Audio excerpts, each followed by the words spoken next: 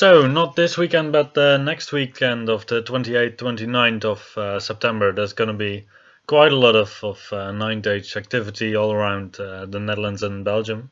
So, on the Saturday and on the Sunday, there's a tournament in Belgium. And also on the Saturday, there's a very big Alliance Open tournament in Amsterdam, near Schiphol. I actually planned already some stuff for the Saturday, so I can only go to the tournament on the Sunday. And yeah, my Warriors of the Dark Gods army is quite finished in terms of painting. So I decided to bring that one. And it's a list that I barely play tested really. So I don't know what to expect of the list, and probably I want to still change a lot of things after the battles that I'm going to play to prepare for this event. So basically, I have this week, I have next week still to prepare, and well, the army lists they have already been sent in, so this is definitely the army that I will be playing during the event. So if you're going to be one of my opponents, you're going to be lucky and have already seen a battle report or two on the army. Yeah, so let's get into the list. Warriors of the Dark Gods is well, I featured it quite a lot on the channel now, but to me personally, it's still a very new type of army. So I have seen it work a bit, but I still struggle to see how it would work against a wide range of opponents, because it is a bit, well, the army by design is quite skewed towards combat. So this is the list that I will be playing. I have a Chosen Lord with the Burning Portent on a War Days with the Dragonfire Gem, mainly for the mirror match. Then we have a Doom Lord with a very basic setup. He's going to go into the Forsworn with the Spiked Shield, and that is actually just a very sturdy block for the amount of points that it costs. Then we have a Sorcerer to provide the magic. I don't know if Evocation is the right law, but we're going to go for it this time. And then the 33 Barbarians, it's quite a funny choice. So they have the Zealot's banner with paired weapons, so I can run them in a horde. And then they strike 3 ranks deep, 8 models wide, with 2 attacks per model. So you get to a total of 49 attacks at strength 4, offensive 5. So in terms of offensive output, that is quite a bit, but you have to fight the right target. I don't know if there's any unit in the current army books that's a good target for these guys. So maybe demons, but we'll see. Then we have the warriors to provide some armor piercing, combat prowess. Then we have 2 chimeras, warrior chariot, 5 warrior knights with greed. Greed is a very good upgrade on these guys. A Helmor and a marauding giant. As I have a Helmor, I also have a musician on the warrior knights. I have a musician on the warriors and on the barbarians. I would plan, so the only unit I actually have to plan for to be able to go through the portal is the Forsworn, because the other units are going to be mobile enough to do a combat reform, swift reform, and then go through the portal. Otherwise, my opponent, he couldn't prepare as much as usually, so he wanted to take an army of mine. And he is most confident within the range of armies that I have with Vampire Covenant. He played this a lot during 6th edition Warhammer, which is obviously totally a different game. And yeah, this is the first time that he played with Vampire Covenant. So he played with my army, and I actually noticed later that the 3 Vampire Knights in the army are actually not frenzied, due to a YouTube commenter. Very grateful for that. Yeah, so this army works like a charm. So the magic setup is good. The units have all very well defined yet versatile roles, and it hits like a ton of bricks. So we will see what's going to happen in this matchup. So this is how the Warriors of the Dark God army turned out after painting. As you can see, it's mostly a grey kind of color scheme, which sounds horrible, but I tried to put in a little bit of color. But it's a cool looking army, I would say. Maybe I went a little bit too far with the colors on the barbarians. I'll see how I like it, and then maybe they're gonna get a skin repaint again. So I think just the entire range of models that Games Workshop brought out for its old Hordes of Chaos range are just awesome models. Just a Hell Cannon I'm not too much of a fan of, and the Chimeras I just thought were not really appropriate for models without any wings. So for this I got the Dread Knight Hallows or something, the guys on the cavalry steeds. And for the Helmo I got this octopus that my barbarians were able to capture, even though it's obviously someone's portals, which it probably, if it's released from its chains, can also go through itself, but now being bound in the chains by the barbarians, it's not able to go through them anymore. And then we have the Vampire Covenant. Well, you've seen this army before, so I'm not gonna talk about that too much. In terms of magic setup, well, the evocation guy, he just got reroll to hit, reroll to wound, Van Elsdans Macabre, and Hellfire. And for the Vampire Covenant, I advise my opponent to just use the setup I always use in this army, nearly always, which is Pentagram of Pain on the Vampire count, Hand of Glory, and Breath of Corruption on the Vampire Crochet together with the Hereditary. And then on the General, the Hereditary, reroll to hit, and also reroll to wound, I believe, or -1 discipline and -1 resilience.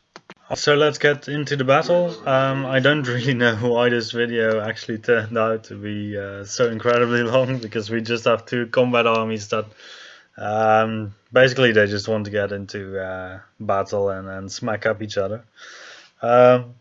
But on the other hand, I have to explain my opponent quite a lot about the Vampire Covenant army, that he is completely unaware of how to use it.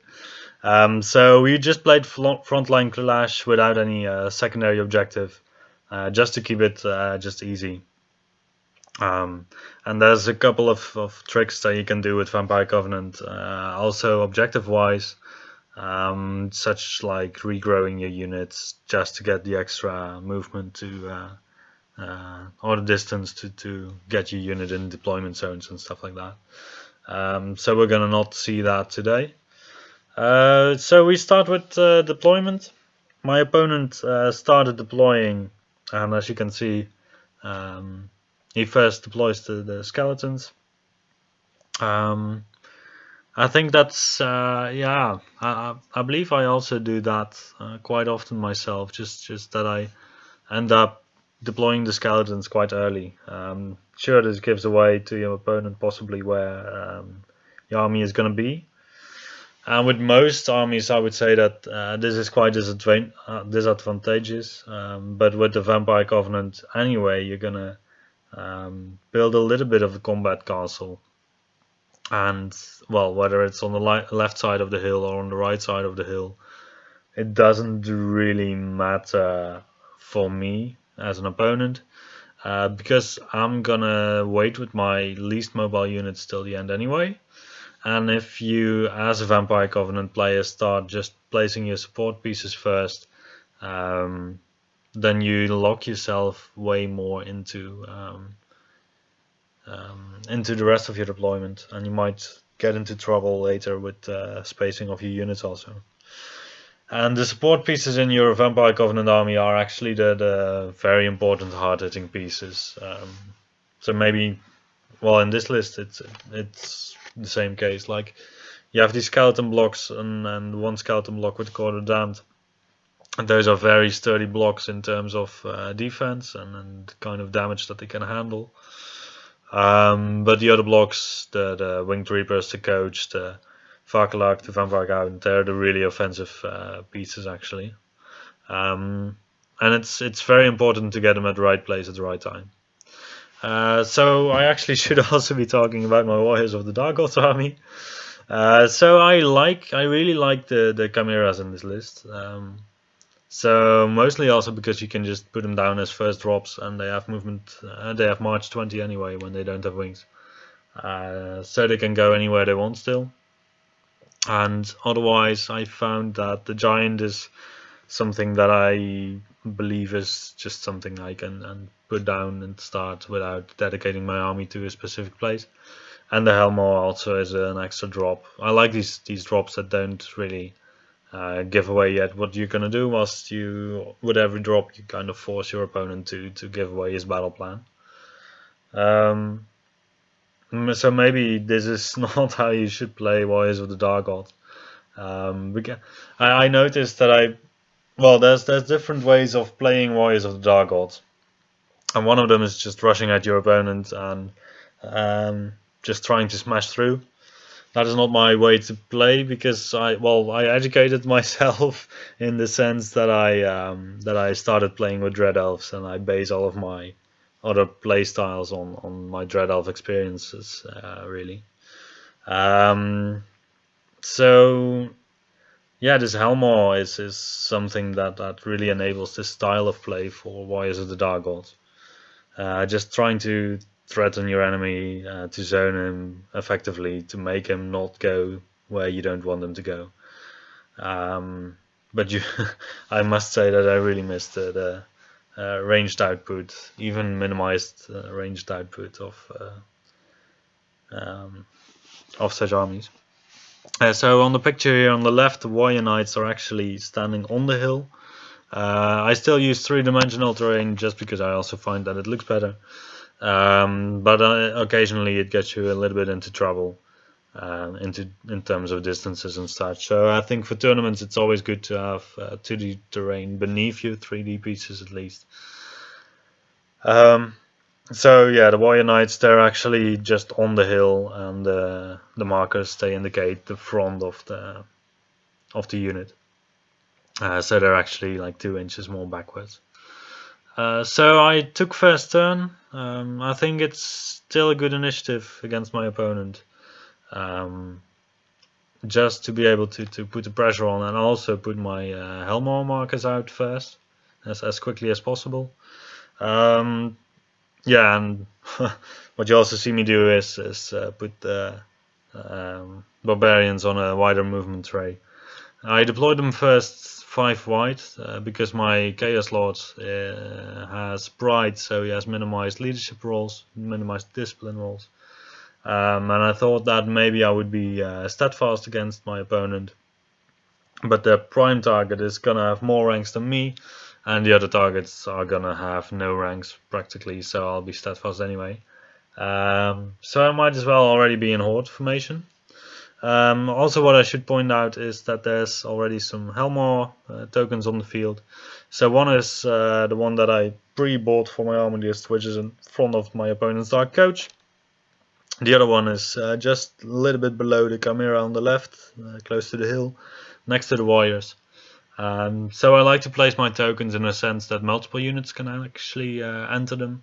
So in this case I have the Warriors with the great weapons that can enter them, the Barbarians that can enter them, and the Warrior Knights, and possibly even the Wizard on the chariot.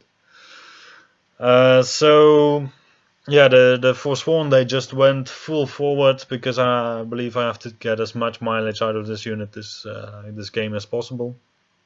Basically because the Doomlord can just grind through any of my opponent's units. And every single round that he attacks is another round that is a win for me, basically, because he's gonna grind through stuff. Yeah. And then otherwise, on the left, I try to pressurize my opponent a little bit with the giant, and also with the Warrior Knights. This was a bit of a tricky situation for me because my opponent has a vampire count with an incredible offensive output. well, he has 6 strength 6 attacks, and he has 4 + Aegis save. It's a tough guy, and I don't have a very clear solution to this guy other than possibly my my Doomlord and his Forsworn, or the Barbarians with the Chaos Lord. But any of my other units is going to struggle against him. So this was more like a feigned pressure instead of a real dedicated one, in the sense that I wanted to have my opponent think that I would just try and protect his flank, and then in the meanwhile move back my giants, go with the Warrior Knights through the portal to zip somewhere else and solve it in that way. So my opponent, he's playing with my Vampire Covenant, so now in this video I have so much more to talk about. So it's been his first turn now. So during this this battle I was still under the impression that the Vampire Knights actually were frenzied, so my opponent took a frenzy test and they had to charge, and he charged my warriors with great weapons. And otherwise he felt that he already had to use the great bats to prevent my Forsworn unit from smacking through into his lines, and I think he was right at that. So he set up a charge for the next round with his Winged Reapers and his Dark Coach, and also the Vampire Knights could possibly charge in next round. I think he did quite well in this respect. He has to find some kind of remedy against this unit of mine, and yeah, the best way to do it is to just try to go for sheer combat res, get all of your units in at once, and just start grinding through and hope that it dies quickly enough. Yeah, it's a shame for my opponent that he had to use the bats this early, but that's also why they're in the list. So the one thing that I would have done differently probably is to keep the zombies between the two skeleton units, so that it's even more difficult for your opponent to get your necromancer. Because now, as you can see, my opponent actually underestimated the advance move of the Chimera, and the Chimera could move out of line of sight of the skeletons and out of sight of the Vampire Count. And the Vampire Count was actually placed quite alright. He could have been a little bit more in the center. He could have been actually behind the Phantom Hosts also. Yeah, because my opponent, well, yeah, I could with my warriors charge in on the Vampire Count, but I don't think I would want that. So you can use the Phantom Hosts basically as a barrier for the Vampire Lord to hide behind, and then you can pressurize a little bit more even. And the Phantom Hosts, yeah, they're just a nuisance. So I didn't really have a good answer to that in this army list. Yeah, so yeah, playing with Phantom Hosts is always incredibly nice, because there's such a pain in the ass for any opponent. And then for the warriors, so I decide that I should just make way with my little warrior unit for the barbarians to go through, and I move them through the portal to pressurize on my opponent's flank. He has to do something. I go into the great bats with my Doomlord and Forsworn, and I kill them. And otherwise, yeah, I just I just move forward mostly, and I try to put pressure on my opponent. I don't know if I succeeded. Also, my opponent moved up his Varkalak already on the top right, so the thing above the impossible terrain, that's the Varkalak. And I have to set up a counter charge with my chariot to protect my rear.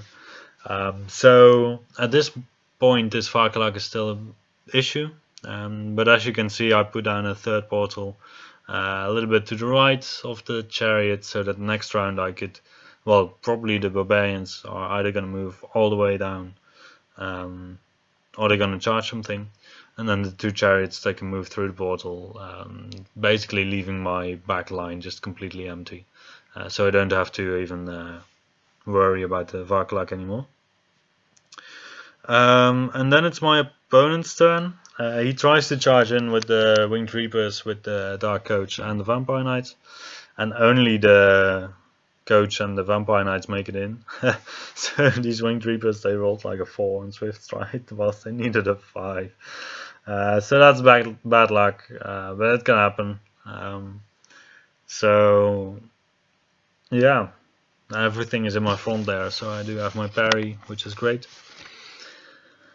What's otherwise happening? My opponent adjusted for the warriors on the right, and yeah, I'm looking at this and I'm like, yeah, these warriors, they can charge into this unit, but my opponent is gonna go first with the BSB and with the God of the Damned with the strength 5 attack, so he's gonna wreck my unit. And then what do I gain in the end? I could destroy the God, perhaps, but even that is an if. So yeah, I don't really want to charge in. I could try to go for the other skeletons because my opponent actually moved back too far, but it's 14-inch charge, so I am on a hill, so I get a reroll, but it's still at 10, so that's in my mind too much, which is where Envy would have been way better for this unit. But I feel like with warriors you cannot get it all. And my opponent, he charges in his Phantom Hosts into my Giant, he charges in the Vampire Count into my Warrior Knight, so that's also a funny thing still. My Warrior Knights were there, and I could have done it differently, but I just needed to do something about this Vampire Count, because otherwise he's gonna go crazy. So I have to either bait him into some kind of unfortunate charge, where he's gonna be stuck for some time, or I'm gonna have to suffer the pain from a Vampire Count just freely roaming around. So I chose to block his line of sight with the Warrior Knights and give him a charge, and then he charged in and he smacked my champion, unfortunately. And then I stood, so that was great. Then we go to my turn. Yes. Oh wait, we first do the combat with the Forsworn and the Doomlord. So actually, the Vampire Knights of my opponent, they kind of whiff and they only do 1 or 2 wounds, and the Coach also doesn't do a lot of damage. So this is looking bad for my opponent. So I do kill quite a lot of the Vampire Knights, but in the end, the Coach still grinds through and also manages to do a couple of wounds on me. And then I believe this round is the round where I win the combat, but the Coach is within 6 inches of the Winged Reapers, within 12 inches of the BSB, so it suffers 2 wounds less, so it doesn't suffer any wounds after all. And it has Hand of Glory cast in it for a 3+ Aegis save instead of a 4+, so it's a really tough piece now against a unit that doesn't have any static combat res itself. And also not a lot of attacks and damage output. Yeah, and then we go to my turn. I try to charge in with my barbarians on the skeletons, but I also don't make the charge. So I only roll like a 5 whilst I needed a 6. And otherwise I don't have a lot of charges. So I could have charged in the Chimera on the right in the flank of the Winged Reapers. Would have been possible. But I think I would have just lost the Chimera then. Maybe I would have had the opportunity to just make my opponent get stuck in for 1 round, and then the Chimera would have died. Maybe I should have done it, just to alleviate the Forsworn a little bit from future turns. So otherwise the warriors, they decide that they don't really want to have anything to do with the big blocks of skeletons, because anyway in the end they're gonna be grinded out. So they go back through the portal, which is the advantage of the portals also. And I just hope, the one thing that I am hoping is that my warrior knights are able to hold out for one more turn with this vampire count of my opponent. And actually this turn I forgot to do anything with my Chimera on the bottom. So the general of my opponent, he went into the other zombie unit that he summoned during an earlier turn. So I wouldn't have wanted to go into this other zombie unit, but my Chimera definitely could have done at least anything else. Yeah, and then in Magic, I don't believe anything interesting happens. I get a reroll to it on my barbarians, but that's more or less it. The Phantomhost and the Giants, they are together in a pillow fight, and neither does a lot of wounds. I believe in the end, over a couple of rounds of combat, he does 2 wounds to me, I do 1 wound to him or so. And when we go to the combat with the Warrior Knights, my opponent, he actually manages to break them, and I am very scared that he will now just go into the Warriors, break through, and completely mess up my my line basically. But I'm very happy to see that my opponent is more concerned about the Chimera than about the Warriors. So yeah, had I done something with the Chimera, maybe it would have been a bigger threat, but right now it's just facing a block of zombies. And my Chimera, my opponent could also just wait for me to move away with the Chimera again. It's not really a big problem if you have 2 zombie units, 1 general and just 1 Chimera threatening them. Yeah, so this turn my opponent actually, I believe he just goes in with the Winged Reapers into my unit of Forsworn. Oh, what the fuck? This dude here doesn't even level and yeah, the vampire count goes into the back of the Chimera. Maybe I should have fled there, actually. Hope to rally and end up behind his lines. And yeah, otherwise he's just having a good time, really. So far he only lost his Vampire Knights. And yeah, his bats, but it's incredibly funny how this army just works on the table. Like, you have so little pieces, it seems, that all the time you're looking at it and you're like, wow, you don't have a lot standing anymore, do you? And then you start looking at what you have lost, and that is actually nearly nothing. So the units that you have are of high quality, all of them. And it's definitely a list that hurts a lot. Yeah, so I with my Warriors of the Dark Gods, I'm kind of facing an issue here. So I have obviously my Helmor that helps me to get the flank of my opponent. But I am realizing that with the sturdiness of my opponent's blocks, I need multiple rounds of combat in order to get rid of something.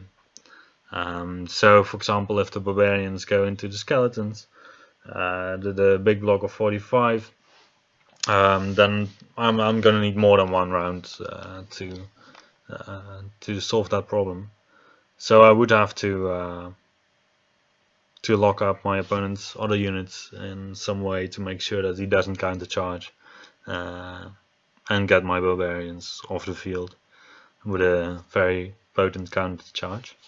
And there's multiple places on the table where it can go wrong. Like the Forsworn have been testing for a couple of times now, and they are stubborn on leadership 9 with a reroll. But still, stuff can go wrong, and then, well, when it goes wrong, then you're in a big trouble.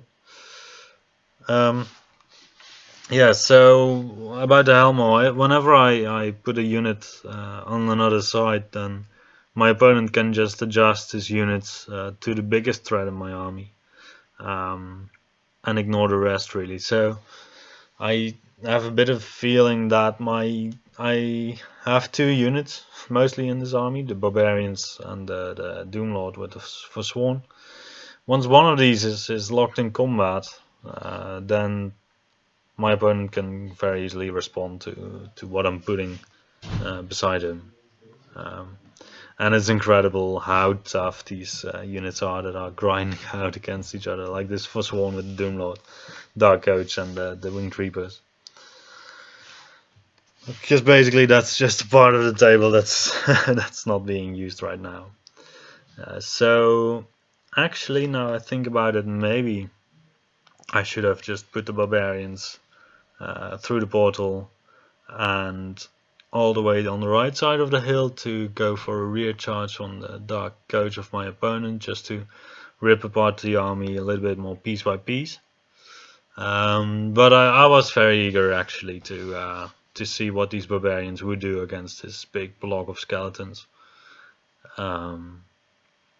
So that's also why I just wanted to go for that. Yeah, so in the end I do get a charge off with my barbarians against the skeletons, so they're intended target. And meanwhile the giant is still dishing it out with the phantom host. The chariots, they actually go through the portal this turn. And I believe, oh wow, I actually believe that I cheated here.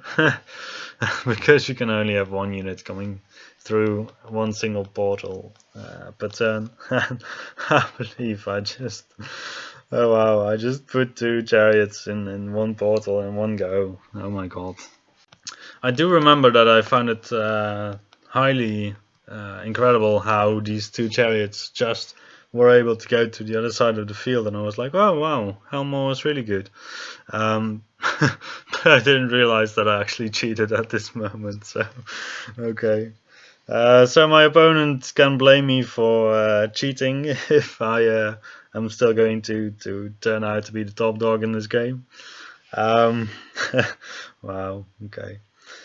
So yeah, what also happened is that my opponent, with his Phantom Host, he managed to still do another wound on my giant. My giant was still just stomping on the Phantom Host and nothing happened. So he lost by 1 again, and then he broke from the field. My opponent was quite eager about that, and then I was like, yeah, but my Helmo has magical attacks. Ha ha ha. You're not gonna do the same trick twice. Yeah, so well, about the chariots still, I could still have just moved one of them out of the portal close to the hill on the top left and one close to the hill on the bottom right.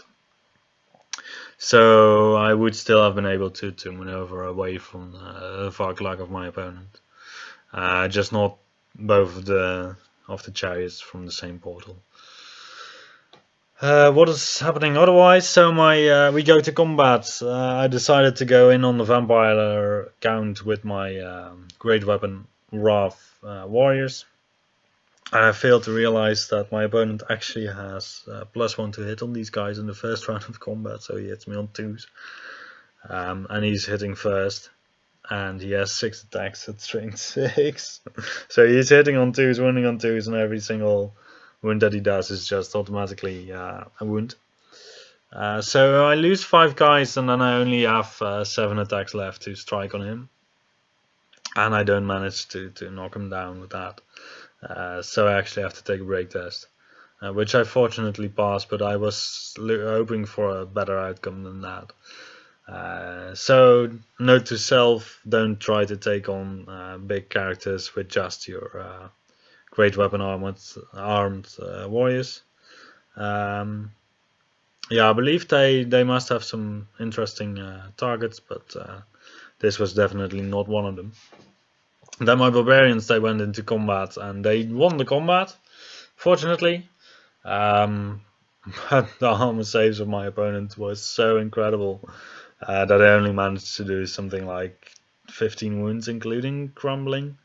Whilst you would expect, I calculated it out later, and on average you would go for 25 wounds or so, including the crumbling, which would still mean that my opponent would still be standing with his unit in quite considerable health. And when I charged in, I set it up for an overrun into the zombie bunker of my opponent. Whilst I actually knew that I couldn't go through. But yeah, I probably I should have been more to the right there. To still make it a front charge for my opponent instead of a flank charge into my barbarian. But probably even with a front charge, he will just obliterate my unit.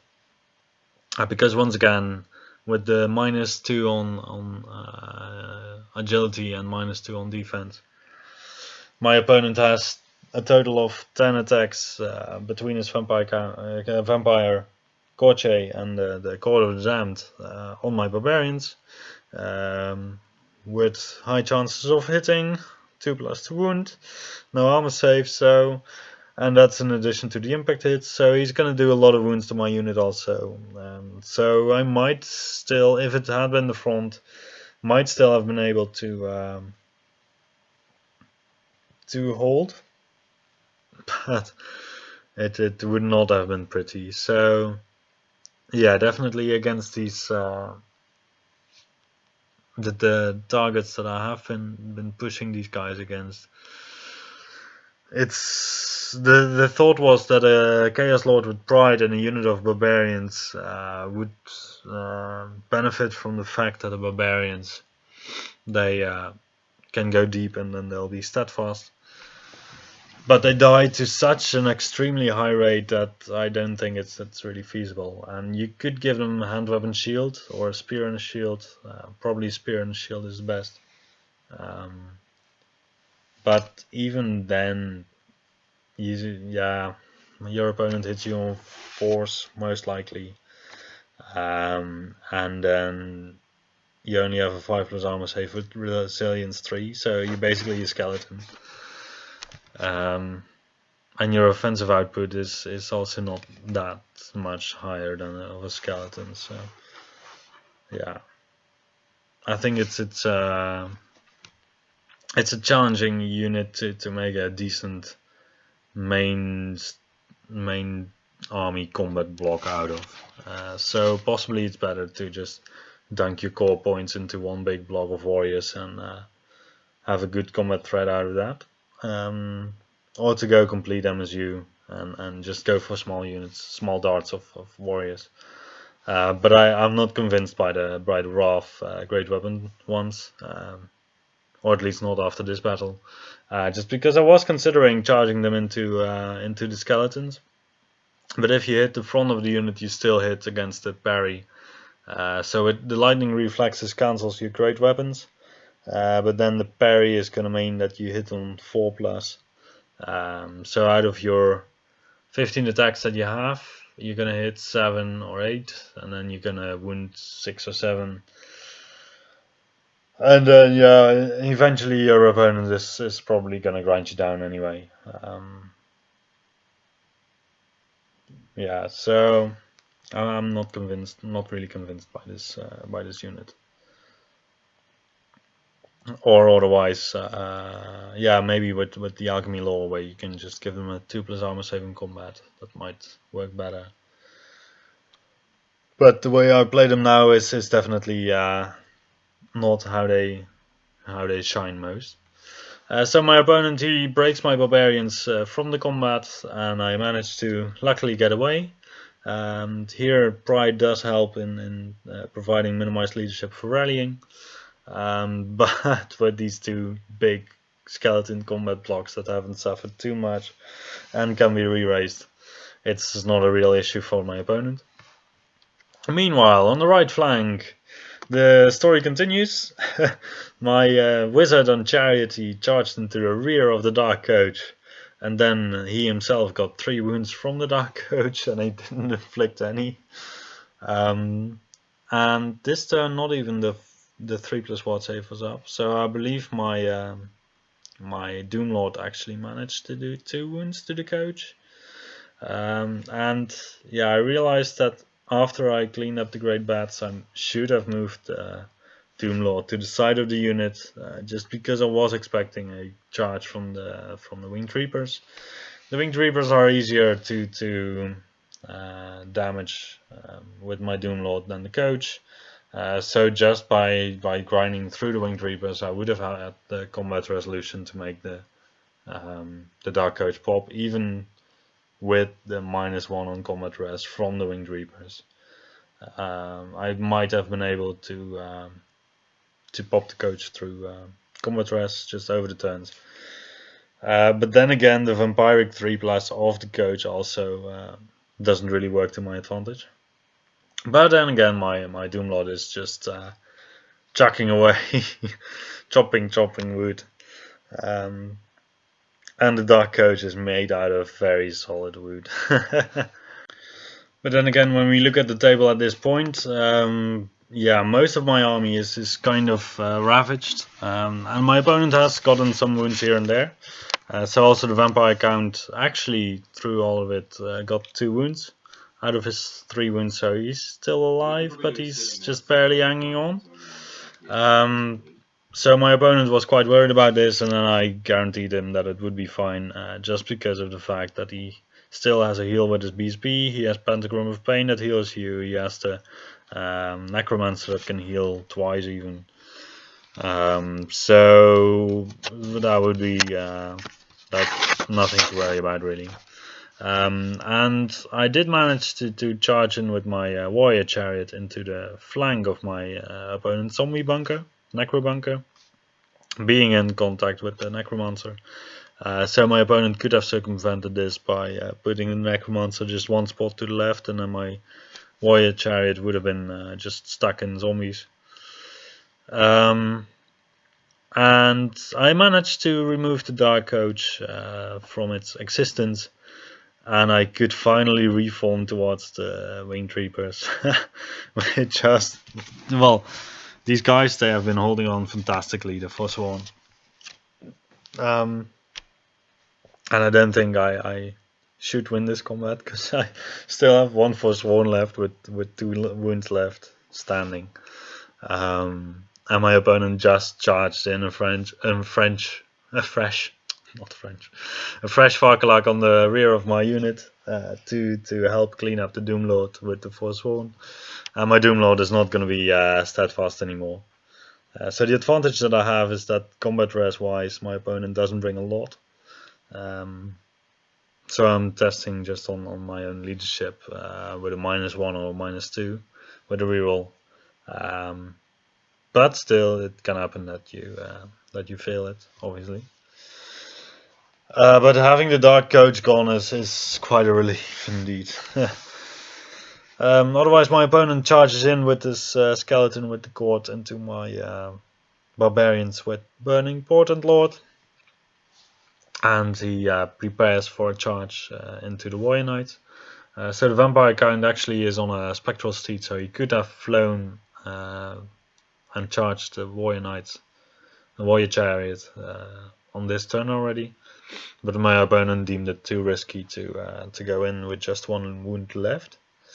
It is reasonable, but in the end you do have the magic wake, and where you have 3 chances to heal back the guy, and even when the army general dies, you still have 2 chances to heal him back.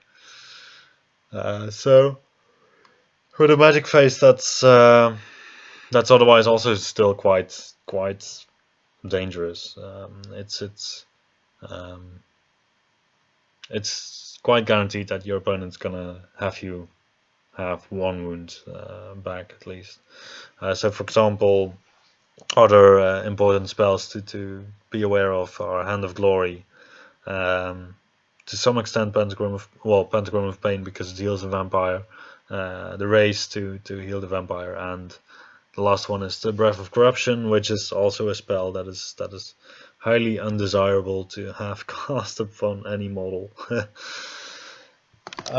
Yeah, and by this point it's, well, once again the Vampire Covenant seem to be very decimated, but once you start counting, all they lost is just the Dark Coach, the Vampire Knights, the Great Bats, and then when we go into combat, my Lord actually manages to put 3 wounds on the Court of the Damned, and then the War Days actually manages to smack the Court of the Damned to pieces.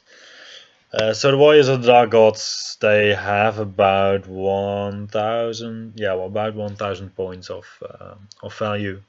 Whilst my opponent got the, well, by this point, nearly the full army, including the general, so that's 4,700. So that's more than a 3,700, 3,500 point difference.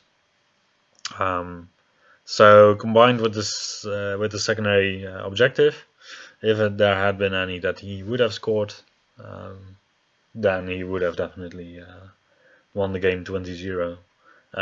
Only if he manages to kill my Doomlord without still having to sacrifice any pieces. My Doomlord unfortunately kind of fluffs on the unit, so he only does 2 wounds to the Winged Reapers. And the Varkalak, I believe, actually manages to strike down my Doomlord, and then the Doomlord dies. So he didn't even break from combat, in the sense that he failed his break test and then got to strike again, because it's a Doomlord, so he doesn't break, he just poofs. And then after a flurry of attacks. But yeah, and that's kind of the end of the game. So one thing that I now realize is that I still do have my Helmo. And I cleaned up. Well, I would clean up the Phantomhost still. So all is not lost. We can still Helmo around, and then in unlimited game turns, I could try to just make my opponent explode with popping portals. Yeah. Okay, so that's all it for now. It's a very clear win for the Vampire Covenant, and hopefully see you in the next video.